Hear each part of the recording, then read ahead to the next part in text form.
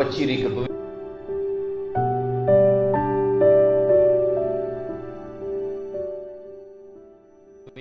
Nabi Sallallahu Alaihi Wasallam?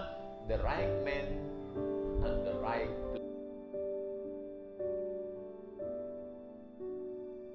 Apa ciri kepemimpinan Nabi Sallallahu Alaihi Wasallam? The right man and the right place. Orang yang tepat di tempat yang tepat. Orang yang punya kemampuan, high ability, di tempat yang cocok, yang sesuai. Jangan insinyur mesin ditempatkan di hukum. Hancurlah dia. Baru sebulan 2 bulan tengok udah retak-retak. Kenapa ini? Karena tidak menempatkan orang di tempat yang tepat. Hancur. Apa kata Nabi? Idza usidal amru ila ghairi ahlihi. Kalau diletakkan orang yang bukan pada tempatnya, fantaziris sa'ah, tunggulah kehancuran. Kenapa bangunan musalla Babus Salam tak ada retak-retak? Karena ditempatkan orang pada tempatnya. Apa maknanya? Berapa banyak bangunan salah campur semennya, salah campur batunya, salah besi yang diletakkan. Mestinya sebesar ini, dibuatnya sebesar ini. Hancur, bengkok, goncang, patah, tumbang. Datang tsunami, semua bangunan roboh, tapi masjid tidak. Apa kata analisa orang? Masjid dijaga oleh malaikat. Betul? Tak salah. Tapi ada juga salah satu analisa yang rasional, masuk akal. Kenapa? Karena orang kalau bangun masjid takut dia korupsi. Masjid dulu, masjid sekarang tak. Nah, oleh sebab itu Nabi meletakkan orang sesuai pada tempatnya. Oh, ini Abu Bakar Siddiq, ini orang tua, orangnya penyabar. Kalau begitu dia menemani saya di Jabal Thur, tempat Nabi bersembunyi. Ali bin Abi Thalib, ini dia cocoknya anak muda. Ali bin Abi Thalib ketika Nabi hijrah itu jarak dia dengan Nabi 30 tahun. Jadi ketika Nabi menerima wahyu umur 40, Ali umur 10. Ketika pindah Nabi berumur 53, Ali ketika itu berumur 23 tahun. Anak muda. Kalau kita 23 tahun baru selesai S1, sedang semangat-semangatnya, Ali disuruh tidur di tempat tidur Nabi. Perempuan bawa makanan. Asma binti Abi Bakar bawa makanan. Zatun nitaqain, dari bawah naik ke atas Jabal Sur. Makanya ibu-ibu besok maulid harap bawa makanan. Itu memang sudah begitu job description, pembagian kerjaan. Ada yang menunjuk jalan, karena kalau diikuti jalan biasa nanti tertangkap. Musuh-musuh sudah siap mau memenggal kepala. Maka ada seorang yang akan membimbing penunjuk jalan, seorang gaib namanya Ibnu Uraiqid. Nabi menempatkan ini orang-orang. Begitu juga ketika Islam sudah jaya hebat, ketika akan menguasai Makkah tahun ke-8, Fathu Makkah, pembebasan kota Makkah. Siapa panglima perangnya? Bukan orang Quraisy. Nabi tidak mengangkat, hai Ali, ku angkat kau jadi panglima perang karena engkau adalah sepupuku, karena engkau adalah menantuku, karena engkau adalah suami dari Fatimah. Tidak. Siapa panglima perangnya? Bukan orang Quraisy. Sa'ad bin Ubadah dari suku Aus.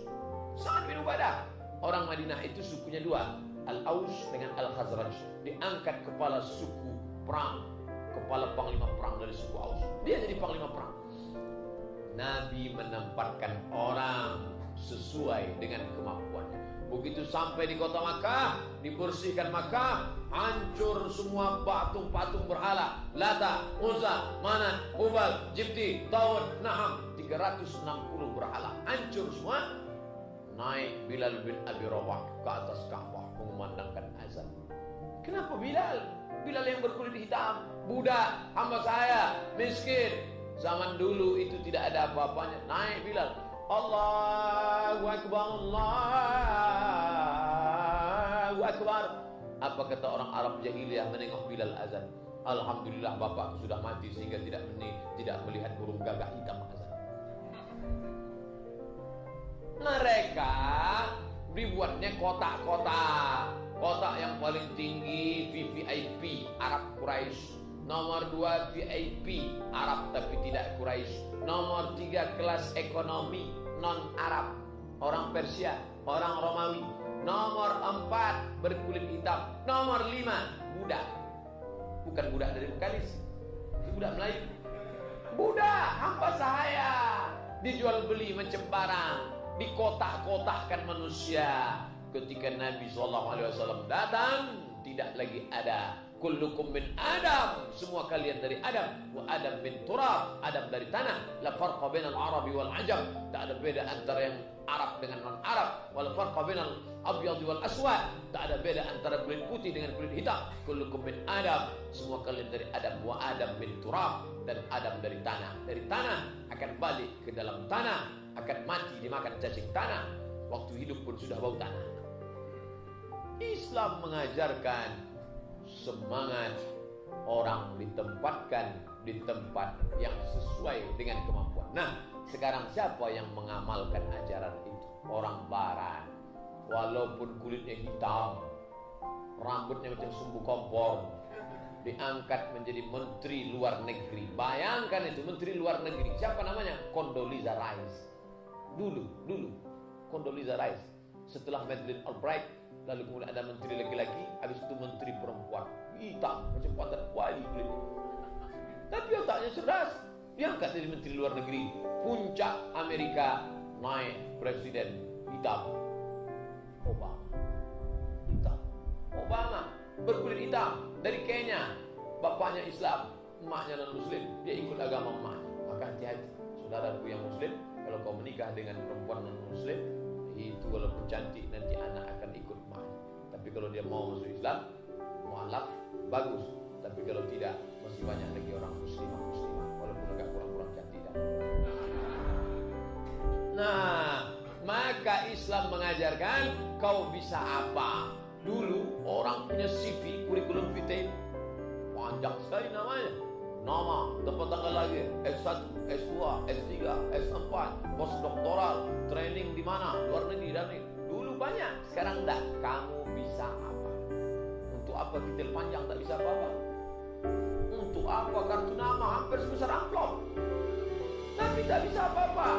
Maka Nabi mengandalkan orang, kamu bisa apa? Keterampilan. Soal, kalau datang orang lemah minta jabatan, datanglah namanya Abu Dzar Al-Ghifari. Ya Rasulullah, ala tasma'miluni, tolonglah angkat aku jadi amil zakat petugas. Kata Nabi, ya Abu Dzar, innaka la dha'if, engkau orangnya lemah. Ini adalah amanah. Nanti kalau kau tak sanggup akan menjadi nadamah, akan menjadi penyesalan di hadapan Allah Subhanahu wa taala. Walaupun Nabi dekat dengan Abu Dzar Al-Ghifari, Abu Dzar orangnya jujur, Abu Dzar orangnya baik, tapi dia orangnya lemah. Ini tidak bisa diangkat orang lemah. Inna khayra man istajartal qawiyul amin. Orang yang paling layak memegang kekuasaan ini sifatnya pertama al-qawi, kuat, al-amin, amanah. Ada orang amanah tapi 5L, lemah, letoy, loyo, belum lain. Tak bisa. Ada orang yang perkasa, hebat, tapi tak amanah. Yang lebih parah lagi, sudahlah tak amanah, letoy pula. Pantang duit orang dekat, habis ditelannya. Maka Nabi SAW menempatkan orang-orang yang sesuai, ditempatkan pada tempatnya. Inilah ajaran Islam. Salman Al-Farisi, bukan orang Arab. Al-Farisi menunjukkan dia orang Persia. Persia itu di mana sekarang Pak Ustaz? Iran. Masuk Islam Salman Al-Farisi, bukan orang Makkah, bukan orang Madinah, bukan orang Aus, bukan orang Khazraj, bukan Muhajirin, bukan Ansar. Dia datang dari Persia. Lalu kemudian setelah bersyahadat, maka dia saat perang itu Khandaq, Parit. Kenapa disebut perang Parit? Itu usul dari Salman. Ya Rasulullah, ya, saya ada ide nih ya Rasulullah. Apa idemu Salman? Dulu kami kalau perang melawan musuh, kami gali parit lebar, di agak-agak kira-kira kuda tak bisa melompat. Bagaimana kalau kita gali? Bagus, pakai pendapat Salman. Tengok, Nabi tak mengatakan, Salman sebetulnya pendapat kau ini bagus, tapi karena kau bukan orang Arab, sorry lah ya. Nah, pendapat Salman dipakai. Kenapa? Yang dilihat adalah etos kerjanya.